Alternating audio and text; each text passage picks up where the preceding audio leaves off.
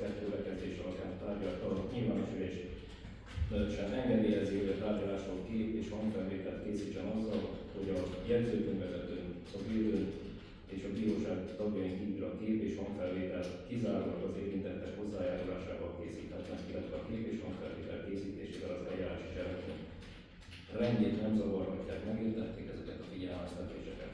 Igen. Jó, akkor először a választókat kérdezem meg, mert neki nem kell hozzájárulni, hogy hozzájárul ahhoz, hogy őről a kép- és hangfelvétel készüljön. Igen. Jó.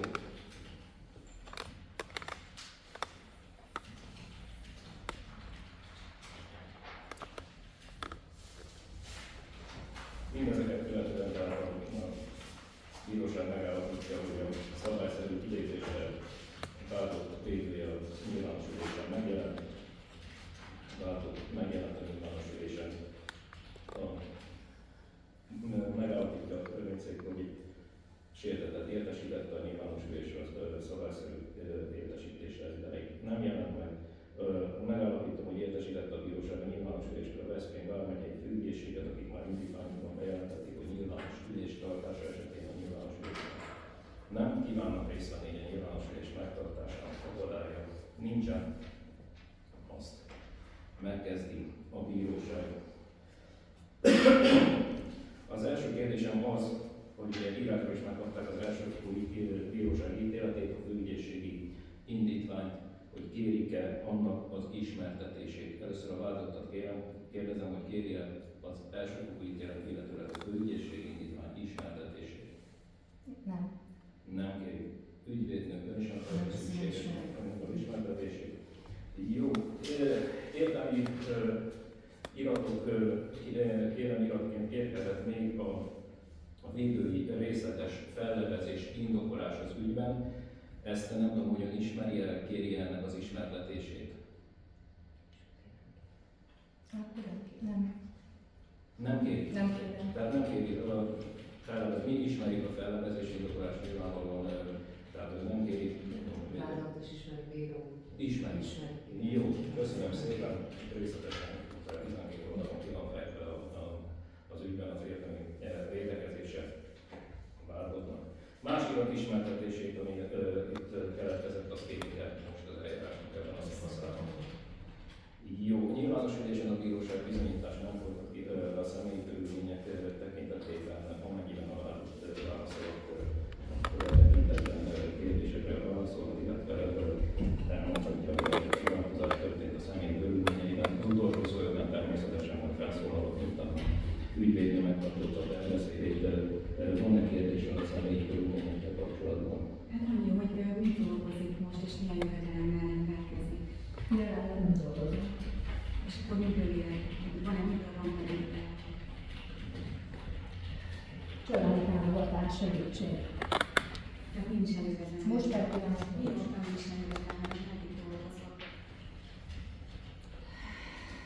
Hát most az elmúlt egy évben, mióta történtek ezek a dolgok, nyilván ez nagyon megviselt lelkileg, és ez befolyásolta a munkámat, nagy részt az egészségi állapotomat, úgyhogy helyen közel volt csak munkám és bevételem az elmúlt egy évben. És azóta is rendszeresen vezet? Igen. Kicsit használnak? Igen. Igen, mert van nyilván, amikor van rá lehetőségem, meg a családban van egy 87 éves édesapám, aki nyilván egészségügyi egyéb ellátásra szorul, tehát van sok olyan teendő, amihez nélkülözhetetlen, illetve folyamatban van nyilván egy olyan munka, amihez mindenféleképpen kell a gépjármű, és amikor voltak az elmúlt egy évben is munkáim, akkor ahhoz is nélkülözhetetlen a gépjármű. Tehát az egzisztenciál fenntartásához 18 éves korom óta vezetek, nem volt balesetem, szerintem jól vezetek, rengeteg kilométer van mögöttem, úgyhogy, és eddig is az eddigi munkáimhoz is nélkülözhetetlen volt a gépjármű. De azt megelőzően akkor természetjogászként dolgozott, illetve volt utárként, és akkor az eljárás miért ez a legtöbb munkája szakadt meg. Tehát hogy ez a két jövedelemforrása volt? Hát pont az eset előtt ez a két jövedelemforrásom volt, igen. Mivel hogy egy nagyértékű csalásnak voltam az áldozata, és elég komoly összeg egy házára tűnt el, és minden szabadidőmet arra fordítottam a hétvégeken, hogy próbáltam újra talpra állni, próbáltam újra egy olyan biztonságot megteremteni, ezért vállaltam hétvégeken a futárkodást szabadidőmben, hogy pluszban ételem legyen. És milyen munka van kilátásban? Azt mondtad, milyen munka kilátásban? Ez milyen jellegű munka? Én 15 évig dolgoztam az építőiparban, nagy ipari beruházások, autópályaprojekteknél, Magyarországon több mint 70 épületet telepítettem, autópályák mellett ezek a 10-es blokkok, ipari ingatlanok, szállodák, egy német partnerem volt, és ott abból kezdtem el a természetgyógyászat felé fordulni, és most úgy néz ki, hogy visszamegyek az építőiparba. Egyéni vállalkozó? Igen. De ez még csak el. Tessék? Ez még csak el. Hát már nagyon konkrétnak tűnik, úgyhogy ez egy-két héten belül eltölt, és hát realizálódik. Köszönöm. Köszönöm, úgy érni személyek a körülményekkel kapcsolatban nem változott. Én is köszönöm. Jó, akkor köszönöm szépen, és akkor ezt követően pedig már kérünk úgy érni, hogy tartsák felbeszélést. Köszönöm. Tisztelt Veszprémi Törvényszék, tisztelt elnök úr! Az írásban benyújtott felelőzésemet változatlan tartalommal fenntartom, annak terjedelme miatt, illetve miután az a tisztelt bíróság előtt ismert, ezt megismételni nem kívánom. Néhány dolgot azonban szeretnék ebben az ügyben kiemelni. Van egy olyan mondás, és azt gondolom, hogy nagyon fontos, hogy régi múltra tekint vissza. Abraham Lincoln azt mondta, ha próbára akarod tenni egy ember jellemét, adj neki hatalmat. Azt gondolom, hogy ezt az ügyet semmi más nem példázza jobban, mint ez a Lincolni mondás. Arra gondolok, hogy akkor, amikor ügyfelem karácsony előtt vasárnapi napon végezte a munkáját, kiszállította az ételt, illetve szerette volna kiszállítani, akkor a szokásos helyen parkolta a gépjárművét, természetesen elismerve a utóba részéről, miután az számára nyilvánvalóvá vált, hogy nem megengedett helyen parkolt. Sietett vissza az autójához, hogy az ételt ki tudja szállítani. Ekkor megjelent egy férfi, direkt nevezem férfiként, mert ügyfelemnek nem volt tudomása arról, hogy hivatalos személy lenne. Tehát megjelent egy férfi, közölte vele, hogy rossz helyen parkol, majd az ügyfelem annyit mondott neki, hogy köszönöm, hogy szólt, és már ment is volna tovább. Egy pillanat. Parancsolj.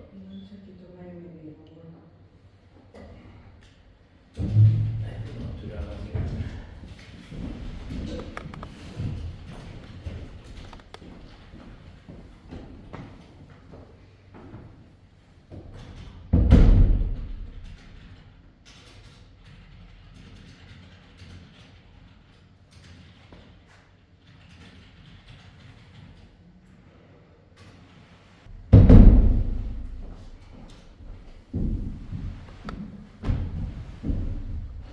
Elnézést kérek, és akkor folytatnánk a férfi megjelenésével. Köszönöm. Megjelent egy férfi, aki közölte ügyfelemmel, hogy rossz helyen parkol. Ügyfelem ezt megköszönte, majd tovább akart menni, az ételt kiszállítani. Ekkor nektek kezdődött egy olyan lejtmenet, ami így utólag rekonstruálva az eseményeket, teljesen érthetetlen számunkra, hogy egyáltalán hogy kerültünk ide. Pláne azt figyelembe véve, hogy a Kicsák Tamás elmondása szerint is volt egy idézőjeles protokoll, amikor közterületfelügyelők azt látták, hogy ételfutárral állnak szemben, akkor az ételfutárokkal szemben idézőjelben elnézően vezetőek voltak, tudták, hogy a munkájukat végzik, tudták, hogy nem fognak sokat időzni az adott helyen, és ebből sosem volt probléma. Valamiért itt másképp alakultak a dolgok. Az, hogy bent a rendőrkapitányságban, amikor az ügyfelemnek a meghallgatása volt, az eljáró rendőrnek nekünk kellett elmesélni, hogy mi történt, az autó hol helyezkedett el, hogy nem csak az az esemény sor, amit ő azon a bizonyos megvágott videófelvételen, az 1 perc 19 másodpercben látott, hanem ennek az eseménynek volt egy előzménye is, ahol a gépjármű még máshol parkolt. Tehát olyannyira nem volt képben az eljáró hatóság, hogy nekünk kellett felvilágosítani, hogy az események nem így kezdődtek. Az, hogy a jogszabály úgymond a hivatalos személy tekintetében, én azt gondolom, hogy nem lehet különbséget tenni jelen esetben a sértett és a vádlott között olyan módon az elsőfokú bíróság részéről, hogy minden, ami terhelő, azt a vádlottnak a terhére rójuk, minden, ami kedvező, az pedig a sértett javára. Gondolok itt arra, hogy a jogszabály egyértelműen meghatározza azt, hogy egy hivatalos személynek milyen kötelezettségei vannak. Nem lehet arra hivatkozni, hogy a vádlottnak milyen kötelezettségei vannak, akkor, hogyha a sértettnek, a jelen esetben egy közterület felügyelő, az ő kötelezettségeit nem veszünk figyelembe, és afölött szemet húzunk. Nem lehet azt mondani, hogy a vádlottnak gondolni kellett volna, meg sejthette volna, hogy hivatalos személyen van szemben, hiszen a jogszabály egyértelműen megmondja, hogy egy közterület felügyelőnek hogyan kell egyrészt igazolnia kell magát, és mik azok a feltételek, aminek az igazolás kapcsán meg kell felelni. Tekintettel arra, hogy nem csak vádlotti állítás van erre, hanem maga Kicsák Tamás is elmondja, hogy ezeknek ő nem tett eleget, sőt még egy tanú Kalányos Dezső is beszámol arról, hogy a közterületfelügyelő nem igazolta magát, innentől kezdve a vádlottnak nem volt tudomása arról, hogy hivatalos személlyel van dolga, és ebből következően, mivel a cselekmény nem tényállásszerű, nem állapítható meg a hivatalos személy elleni erőszak büntette. Sőt, nem, hogy ő a közterületfelügyelő nem igazolta magát, még azt is elmondta az elsőfokú bíróság előtti vallomásában, hogy abban sem biztos, hogy egyáltalán közölte a vádlottal, hogy intézkedés alá akar vonni. Tehát ő most egy intézkedésnek az valami lenne. Tehát semmit nem teljesített az előírt feladatai, kötelezettségei között. Ami a közúti veszélyeztető büntetét illeti, azt gondolom, hogy a kialakult helyzet, az, hogy egyáltalán ez a helyzet előállt, az egyedül Kicsák Tamás idézte elő. Az, hogy a vádlott kifejezetten kérte őt, amikor már a második színhelyen voltak, ez ugye az a hely, ami már a parkolóba levezető út, kifejezetten kérte a vádlott a sértettet, hogy engedélyezze, hogy valahogy álljon el az autó elő, és engedje őt félreállni, mert nem szeretném, hogy torlódnak az autók, megjelent egy busz, nem szeretném feltartani a forgalmat. Kicsák Tamás folyamatosan az autó előtt áll, folyamatosan az autó mellett, tehát folyamatosan akadályozta a vádlottat abban, hogy elhagyja a helyszínt, vagy egyáltalán, hogy odébb álljon. Akkor, amikor az ügyfelem meg akart fordulni az autóval, akkor folyamatosan követte őt. Tehát mivel követte őt, nem állhat elő az a helyzet, hogy az én ügyfelem veszélyeztette volna sértettet. Onnantól kezdve pedig, hogy Kicsák Tamás volt az, aki az autó előtt ugrált, más nem tudok mondani, mert folyamatosan az autó előtt állt, az autó mellett helyezkedett, rá volt kaparva a vádlott az autójára, innentől kezdve, ahogy veszélyeztetve érezte magát, az csak saját magának köszönhető. Gondolok itt arra, hogy bár a tisztelt bíróság és mindannyiunk előtt sajnos nem áll rendelkezésünkre az a köztéri kamerafelvétel, ami bizonyíthatná teljes terjedelmében a vádlott által felházott eseménysor, mert akkor egy teljes képet kapnánk arról, hogy az első másodperctől az utolsóig mi történt ezen a két helyszínen. Holott Balatonfüreden nem sok köztéri kamera van, de itt ezen a szakaszon 2. Tehát ha az eljáró rendőr veszi a fáradtságot, ezeket a kamerafelvételeket megkéri, akkor meg tudunk bizonyosodni arról, hogy volt-e kicsáktanása a gépkocsi motorháztetőjén vagy sem, ráhajtott-e a vádlott az ő lábára sem, illetve hogy egyáltalán mi történt ez alatt az idő alatt. De hát a rendőrhatóság nem vette a fáradtságot, csak erre a bizonyos 1 perc 19 másodpercre hagyatkozott, ez viszont nem ad nekünk teljes képet az eseményekről. Természetesen viszont a nyomozóhatóságnak a munkája az nem a vádolt terhére értékelhető. Azt gondolom, hogy amiről még említést kell tennem, az az elsőfokú eljárásra lefolytatott bizonyítás. Az elsőfokú bíróság arra hivatkozott, hogy a tanúk a nyomozati szavban még jobban emlékeztek. Ezért nem lehet azt elhitelolni, hogyha az elsőfokú bíróság előtt már más tartalmi vallomást tettek. Igen ám, csak a probléma az, hogy akkor, amikor az elsőfokú bíróság előtt nekik jobban kellett volna emlékezni, vagy jobban emlékeztek, akkor a 3 tanú közül egyetlen egy sem tett arra említést, hogy Kicsák Tamás hajlott volna, amiatt, mert az ügyfelem ráment volna egy gépkocsival az ő lábára, vagy hozzáért volna az ő lábához, vagy neki hagyott volna, mert ebből van számtalan variáció. Tehát egyikőjük sem számol erről a körülményről, tehát nem lehet azt mondani, hogy várakozóan emlékeznek a tanúk, de most erről számoltak be, de hát akkor most a bíróság előtt vallomásokat vegyük figyelembe. Tehát az elsőfokú bíróságnak az indoklása és a bizonyítási értékelése az nem volt következetes. Tehát amikor a vádlott terhelő dolgokat lehetett összeszedni, akkor ezt a vallomást értékelte, amikor a másik vallomások volt a vádlott találmányoznak, a másik vallomásokat értékelte. De ezt részletesen kifejtettem a felelőzésemben. Amiről még néhány szót szeretnék röviden szólni, az a járművezetéstől eltiltás, hiszen a bíróság, az elsőfokú bíróság 1 év közúti járművezetéstől eltiltásra ítélte vádlottat. Annak ellenére, hogy a BTK 55 szakasz 1 bekezdése azt mondja, hogy a járművezetéstől azt lehet eltiltani, tehát a járművezetéstől eltiltás nem kötelező.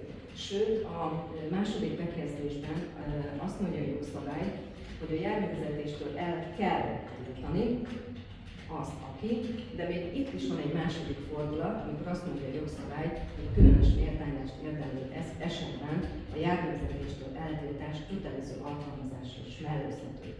Itt csak arra szeretnék kitérni, hogy továbbra is változatlan a védelem és a vádlott álláspontja a tekintetben, hogy a vádlott a terhére bűncselekményeket nem követte el.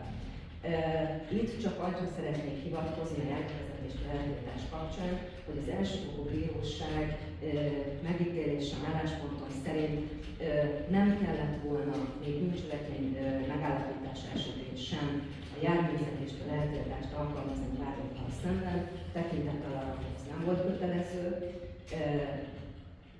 de ha el is követte volna a bűncselekményt, büntetlen előéletű, 60 éves, ahogy a tisztelt bíróság előtt hivatkozott idős hozzátartozójával, édesapjáról kell gondoskodni, aki 87 éves, nyilván elkerülhetetlen, hogy az autót használja. A családban csak neki van jogosítványa, tehát ő tud egyedül autóval ülni, ha bármilyen helyzet adódik, és ahogy eddigiekben is, úgy tűnik, hogy a jövőben is a megélhetéséhez a jogosítványára szüksége van. Feltéve, de nem megengedve, az elsőfokú ítéletből kiindulva, én kérem a tisztelt bíróságot, hogy amennyiben az elsőfokú bíróság ítéletén nem változtat, Abban az esetben kérem, hogy a BTK 102/1 rendelkezése alapján a vádlottat előzetes mentesítésben részesíteni szíveskedjen. De természetesen az indítványom továbbra is az, amit a fellebbezésben leírtam, hogy mindkét bűncselekmény vonatkozásában bűncselekmény hiányában szíveskedjen a vádlottat felmenteni, másodlagosan a bizonyítását. Köszönöm. Köszönöm, hogy továbbadottam kérdezem, hogy milyen volt a bíróság döntés, és az ügyében mit kíván eldönni a utolsó szolgál. Készültem, és szeretném felolvasni.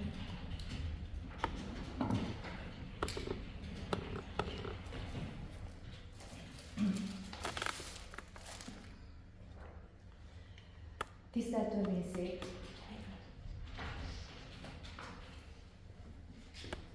Tisztelt Törvényszék! Ma nem csupán egy ítélet felülvizsgálatára kérem Önöket, ma arra kérem a tisztelt bíróságot, hogy vizsgálja felül azt az utat, amely idáig vezetett. Egy jogállamban ugyanis nem az a kérdés, hogy valakit meg lehet-e vádolni, hanem az, hogy bizonyítható-e kétségek kizáróan, amit állítanak róla. Az én ügyemben ez nem történt meg. A vád alapja egy állítás, bizonyíték nélkül. Úgy állok most itt, hogy nem követtem el bűncselekményt. Az egész eljárás során egyetlen pillanatban sem sikerült bizonyítani, hogy igen. Ez az ügy abból indult ki, hogy a munkám végzése közben 2 percre megálltam egy helyen. Ebből lett egy állítás. Egy állításból pedig egy olyan vád, amely az egész életemet veszélybe sodorta. Egy közterület felügyelő azt állította, hogy én őt elgázoltam. Ez az ember erőszakoskodott velem, de nem volt hajlandó bemutatkozni és magát igazolni. Többszöri kérésem ellenére sem. Amennyiben hivatalból jár el, akkor ezt a törvény szerint köteles megtenni. Ezzel szemben a tények.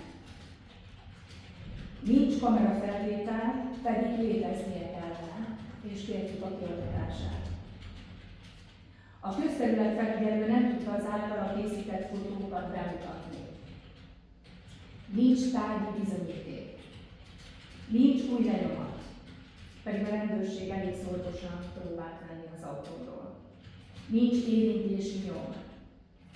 Nincs a gépjárművemen keletkezett sérülés. Nincs orvosi látlelet, amelyet igazolná a gázolást. Nincs független tanú, aki ezt kétséget kizáróan alátámasztaná. Egyetlen dolog van, egy állítás. Egy jogállamban ez nem elég. Ez nem hiányos bizonyítás, ez a bizonyítás hiánya. Az eljárás súlyos sérelmei. Az eljárás során nem csak a bizonyítékok hiányoztak, hanem azok beszerzését is megtagadták. Mint említettem, a kamerafelvételeket nem adták ki. A poligráfos vizsgálatot megtagadták. A nyomozás során nem történt érdemi bizonyítékgyűjtés. A tanúvallomások ellentmondásait nem oldották fel. A hamis tanúzás gyanúját nem vizsgálták ki. A védelem jogait rendszerűen korlátozták. Nem vizsgálták ki, hogy a közterület felügyelőt miért szerelték le, hiszen korábban rendőr volt. A másodfokú eljárásban pedig a védő jogszerű időpontmódosítási kérelmét elutasították. Olyan döntések születtek, amelyek a tisztességes eljárás látszatát is gyengítik. Egy eljárás nem attól korrekt, hogy gyors, hanem attól, hogy igazságos. Az elsőfokú ítélet logikai ellentmondásai. Az elsőfokú bíróság figyelmen kívül hagyta az ellentmondásokat. Elfogadta a közterület felügyelő vallomását. Miközben nem volt hozzá objektív alátámasztás. és minden kétséget a vádlott terhébe értékel. A büntető eljárás alapelve szerint nem a vádlott ártatlanságát kell bizonyítani, hanem a bűnösségét. Ebben az ügyben ez nem történt meg. Tisztelt Törvényszék! Én a fehér ruhában állok itt, mert nincs mit titkolnom. Egy 2 perces munkavégzés szükséges megállásból egy olyan büntető eljárás lett, amely börtön, jogosítvány elvétel és egzisztenciális ellehetetlenítést helyezett kilátásba. Mindezt úgy, hogy nem sérült meg senki, nem történt gázolás, és ez semmi nem bizonyítja. Ez nem csak jogi kérdés, ez emberi kérdés is. Tisztelt Törvényszék! A bíróság nem azért létezik, hogy megerősítse a hibákat, hanem azért, hogy kijavítsa azokat. Nem az a kérdés, el lehet-e vinni egy állítást, hanem az, bizonyították-e kétségek kizáróan. Ez az ügy nem bizonyítékokkal áll szemben, hanem lelkiismerettel. Én nem azt kérem, hogy higgyenek nekem. Azt kérem, hogy nézzék meg, mi hiányzik az ügyből, mert ha nincs bizonyíték, akkor nincs bűncselekmény. Ha nincs bűncselekmény, akkor nem lehet ítélet. Kérem önöket, hogy ne egy állítást, hanem a törvényt kövessék. Köszönöm, hogy meghallgattak. Köszönöm szépen. Megkérek mindenkit, akkor